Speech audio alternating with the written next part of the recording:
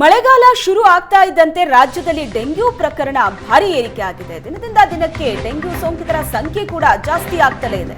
5-6 ದಿನದ ಅಂತರದಲ್ಲಿ 213ಕ್ಕೂ ಹೆಚ್ಚು ಡೆಂಗ್ಯೂ ಕೇಸ್ಗಳು ದಾಖಲಾಗಿದ್ದು ಇದು ಜನರಲ್ಲಿ ಆತಂಕಕ್ಕೆ ಕಾರಣ ಆಗಿದೆ.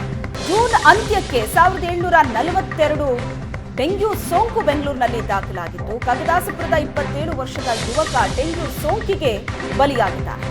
ಮಹಿಳೆಯರು ಮಕ್ಕಳಲ್ಲಿ ವೇಗವಾಗಿ ಹರಡ್ತಾ ಇದೆ ಡೆಂಗ್ಯೂ. ಹಾಗಾಗಿ ಈ ಡೆಂಗ್ಯೂ ಬಗ್ಗೆ ಎಚ್ಚರದಿಂದ ಇರಬೇಕು. ಮಳೆಗಾಲ ಶುರುವಾಗ್ತಾ ಇದ್ದಂತೆ ಡೆಂಗ್ಯೂ ಪ್ರಕರಣ ಭಾರೀ ಏರಿಕೆ ಆಗಿದೆ. ರಾಜ್ಯದಾದ್ಯಂತ ಡೆಂಗ್ಯೂ ಕೇಸ್ಗಳಲ್ಲಿ ಏರಿಕೆ ಕಾಣ್ತಾ ಇದೆ. 5-6 ದಿನದ ಅಂತರದಲ್ಲಿ 213ಕ್ಕೂ ಹೆಚ್ಚು ಡೆಂಗ್ಯೂ ಕೇಸ್ಗಳು ದಾಖಲಾಗಿದೆ. ಕಗದಾಸಪುರದಲ್ಲಿ 27 ವರ್ಷದ ಯುವಕ ಡೆಂಗ್ಯೂ ಸೋಂಕಿಗೆ ಬಲಿಯಾಗಿದ್ದು ಡೆಂಗ್ಯೂನ ಬಗ್ಗೆ ಜನರಿಗೆ ಆತಂಕ ಹೆಚ್ಚಾಗಿದೆ.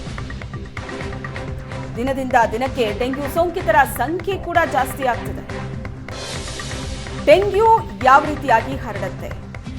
ಏಡಿಸ್ ಅನ್ನೋ ಸೊಳ್ಳೆ ಕಡಿತದಿಂದಾಗಿ ಈ ಡೆಂಗ್ಯೂ ಹರಡುತ್ತೆ. ಸೊಳ್ಳೆ ಕಚ್ಚಿದಂತ 4ರಿಂದ 7 ದಿನಗಳ ನಂತರ ರೋಗ ಲಕ್ಷಣಗಳು ಕಾಣಿಸಿಕೊಳ್ಳೋದಕ್ಕೆ ಶುರುವಾಗುತ್ತೆ.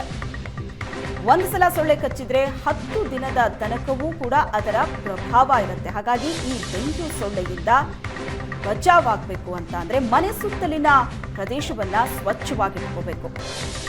ಮನೆ ಸುತ್ತಮುತ್ತ ನೀರು ನಿಲ್ಲದಂತೆ ನೋಡ್ಕೋಬೇಕಾಗತ್ತೆ. ಮಳೆಗಾಲ ಶುರುವಾಗ್ತಾ ಇದ್ದಂತೆ ಡೆಂಗ್ಯೂ ಪ್ರಕರಣ ಏರಿಕೆ ಆಗಿದೆ. ಸ್ವಚ್ಛತೆಗೆ ಹೆಚ್ಚಿನ ಆದ್ಯತೆಯನ್ನ ಕೊಡಬೇಕು. ಮನೆ ಮತ್ತು ಸುತ್ತಮುತ್ತ ಸ್ವಚ್ಛತೆಗೆ ಹೆಚ್ಚಿನ ಆದ್ಯತೆಯನ್ನ ನೀಡಬೇಕು. ಹೂವಿನ ಕುಂಡ ಅಥವಾ ನೀರಿನ ಟ್ಯಾಂಕ್ ಏನಿದೆ ಅದನ್ನ ಶುದ್ಧೀಕರಣ ಮಾಡಬೇಕು. ಹೂವಿನ ಕುಂಡದಲ್ಲಿ ನೀರು ನಿಂತು ಅದರಲ್ಲಿ ಉತ್ಪತ್ತಿಯಾಗುವಂತಹ ಸೊಳ್ಳೆಯಿಂದ ಡೆಂಗ್ಯೂ ಹರಡುತ್ತೆ.